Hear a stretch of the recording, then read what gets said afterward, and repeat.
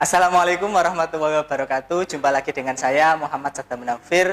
Insya Allah hari ini kita akan belajar tentang akidah Islam. Sebelum dimulai, marilah kita membaca basmalah bersama-sama terlebih dahulu. Bismillahirrahmanirrahim. Apa saja yang akan kita pelajari dalam akidah Islam ini? Yang pertama ada pengertian. Pengertian akidah apa? Pengertian akidah Islam apa? Yang kedua yakni ada dasar. Dasar dari akidah Islam itu apa? Yang ketiga tujuan. Yang keempat adalah hubungan antara iman, Islam, dan ihsan. Oke, jadi 4 hal ini akan kita pelajari pada hari ini. Yang pertama pengertian akidah Islam. Pengertian akidah Islam ini kita bagi menjadi 2. Yang pertama menurut bahasa. Jadi menurut bahasa akidah berasal dari bahasa Arab. Membacanya aqoda yaqidu akidah. Coba ditirukan anak-anak. Aqoda yaqidu akidah. Oke, benar. Artinya ikatan atau perjanjian. Jadi menurut bahasa artinya ikatan atau perjanjian. Sedangkan menurut istilah adalah keyakinan hati atas suatu. Itu adalah akidah. Sedangkan akidah Islam sendiri adalah pokok-pokok kepercayaan yang harus diyakini kebenarannya oleh setiap orang Islam. Jadi kita sebagai orang Islam harus mempercayai tentang akidah Islam ini. Selanjutnya dasarnya. Dasar akidah Islam ada 2. Yang pertama yaitu Al-Quran. Sudah tahu Al-Quran? Sudah membaca Al-Quran hari ini? Kalau belum silahkan dibaca nanti. Apa itu Al-Quran? Al-Quran adalah firman Allah Subhanahu wa Ta'ala yang diwahyukan kepada Nabi Muhammad dengan perantara malaikat Jibril.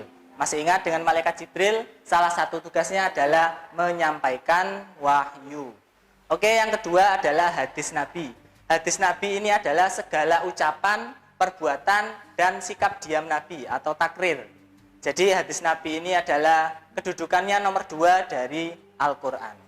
Kenapa dasar akidahnya ada 2? Karena akidah Islam itu bersifat tauqifi atau ajaran yang hanya dapat ditetapkan dengan dalil Allah dan Rasulnya. Oke, jadi dasar akidah Islam ada 2, Al-Quran dan hadis. Selanjutnya tujuan akidah Islam. Tujuan akidah Islam ada 4. Yang pertama, mengetahui petunjuk hidup yang benar. Sehingga kita dapat membedakan mana yang benar, mana yang salah. Yang kedua, memupuk dan mengembangkan dasar ketuhanan yang ada sejak lahir. Jadi kita sudah tahu siapa Tuhan kita. Di akidah Islam ini kita kembangkan lagi. Kita perdalam lagi pengetahuan kita tentang Tuhan.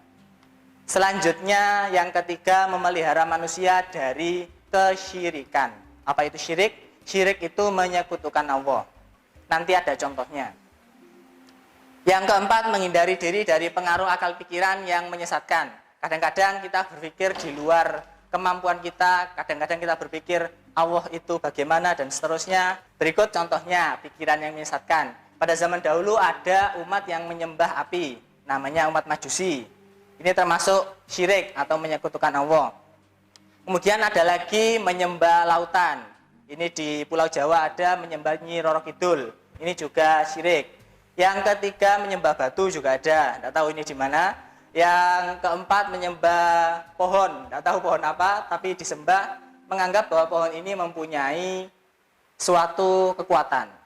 Terus ada lagi pergi ke mbah dukun untuk mencari wangsit, mencari kekayaan, mencari cinta, dan sebagainya. Dan yang biasanya sering kita jumpai adalah mereka yang percaya dengan benda-benda yang mempunyai kekuatan. Contohnya cincin, gelang, kalung. Mereka menganggap kalau gelang, kalung, dan sebagainya ini mempunyai kekuatan. Ini yang tidak boleh dilakukan. Kenapa tidak boleh? Karena ini termasuk syirik. Syirik itu dosa yang tidak bakal diampuni oleh Allah. Jadi hati-hati kalau ada yang punya benda-benda seperti ini dipakai untuk hiasan saja. Tidak usah dipercayai bahwa benda ini mempunyai kekuatan. Oke, lanjut. Hubungan antara Islam, iman, dan ihsan. Ini erat kaitannya dengan akidah Islam. Sebelum kita membahas hubungannya, yang pertama kita bahas satu persatu. Islam. Kita semua insya Allah agamanya Islam. Tapi artinya mungkin beberapa belum tahu.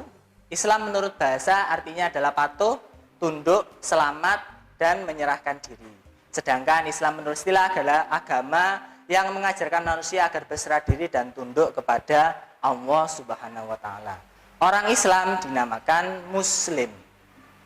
Jadi ini tentang Islam. Selanjutnya tentang iman. Iman menurut bahasa berarti percaya. Sedangkan iman menurut istilah berarti membenarkan dengan hati, mengucapkan dengan lisan, dan melaksanakan dengan perbuatan. Itu namanya iman. Jadi kata kuncinya ada 3. Membenarkan dengan hati, mengucapkan dengan lisan, dan melaksanakan dengan perbuatan. Orang yang iman namanya mukmin. Selanjutnya yang terakhir yakni ihsan. Apa itu ihsan? Ihsan adalah kebaikan. Menurut bahasa artinya kebaikan. Sedangkan menurut istilah adalah perbuatan baik sebagai bentuk penghambaan diri kita kepada Allah. Sebagai bentuk bahwa kita adalah makhluk yang diciptakan oleh Allah, maka kita wajib berbuat baik kepada Allah dan berbuat baik kepada makhluk lainnya. Orang yang berbuat ihsan ini dinamakan muhsin. Oke, apa hubungan antara 3 tadi? Islam, iman, dan ihsan. Sebelum kita bahas, saya ulas sebentar. Tadi orang Islam dinamakan muslim. Oke, orang iman dinamakan mukmin. Orang ihsan dinamakan muhsin. Orang ihsan dinamakan muhsin. Hubungan antara ketiganya bisa dilihat pada gambar. Di sini ada 3 buah lingkaran, hijau, biru, dan kuning. Gambar yang hijau ini menunjukkan Islam. Sebagai lingkaran paling luar, ini adalah sebagai bentuk ibadah seseorang. Apa itu ibadah? Ibadah adalah cara untuk mendekatkan diri kepada Allah. Bentuknya macam-macam, bisa dengan sholat, zakat, puasa, haji, dan sebagainya. Termasuk menuntut ilmu, membantu orang tua, bekerja juga termasuk ibadah. Orang Islam itu bisa dilihat dari luar. Kalau dia Islam berarti dia sholat. Kalau dia Islam berarti dia puasa. Sedangkan lingkaran di dalam Islam ini ada namanya lingkaran iman. Atau yang lebih dalam dari Islam adalah iman, yaitu keyakinan. Kenapa ini lebih dalam? Karena kalau Islam bisa dilihat langsung dari luar, dari fisik. Kalau iman hanya bisa diketahui oleh orangnya saja. Karena iman hanya ada dalam hati. Selanjutnya ketika seorang sudah mencapai Islam dan iman secara sempurna, maka perlahan dia akan secara tidak langsung akan mencapai tahapan ihsan, yaitu ihsan sebagai bentuk perbuatan baik atau akhlak. Jadi kalau orang Islam sudah sempurna keislamannya, sudah sempurna keimanannya, maka dia akan berbuat baik. Tidak ada orang yang Islam kemudian berbuat jahat, menjadi teroris dan sebagainya, tidak ada. Islam itu pada akhirnya atau pada tujuannya adalah akhlak yang baik atau akhlak karimah. Selanjutnya ini berarti kan ada gambar ini tentang ada Masjid Agung Demak di Jawa Tengah. Masjid Agung ini ada peninggalan dari ulama sebelum kita bahwa masjid ini mempunyai 3 kubah. Bisa dilihat kubahnya ada 3. Kubah pertama ini melambangkan Islam sebagai pondasi dasar. Jadi seorang yang baru masuk Islam itu harus melengkapi Islamnya dulu, menyempurnakan dulu sebagai pondasi dasarnya, sholat, zakat, puasa, dan seterusnya. Kemudian setelah lengkap, maka dia akan bisa menaiki kubah selanjutnya atau tingkatan selanjutnya, yaitu iman. Ketika Islam dan imannya sudah sempurna, maka dia akan bisa mencapai tingkatan selanjutnya, yaitu ihsan. Di atas kubah tertinggi ini, maka kita akan bisa dengan Islam, iman, dan ihsan tadi, kita bisa mencapai puncak di atasnya kubah, yaitu ada lambang Allah Subhanahu wa taala. Jadi diharapkan dengan kita semua belajar Islam, iman, ihsan, termasuk akidah Islam tadi, kita bisa dengan perlahan untuk mendekat kepada Allah Subhanahu wa taala. Oke, mungkin itu dari saya. Sedikit ada tugas keterampilan. Tugasnya silakan anak menunjukkan perilaku ihsan. Apa itu ihsan? Ihsan tadi apa? Berbuat baik. Silahkan anak-anak menunjukkan perilaku ihsan kepada sesama dengan memfoto perbuatan ihsan kalian masing-masing. Boleh selfie, boleh foto teman, tidak apa-apa. Kemudian disimpan satu saja, tidak usah banyak-banyak. Kemudian diupload melalui laman e-learning di menu tugas KI 4.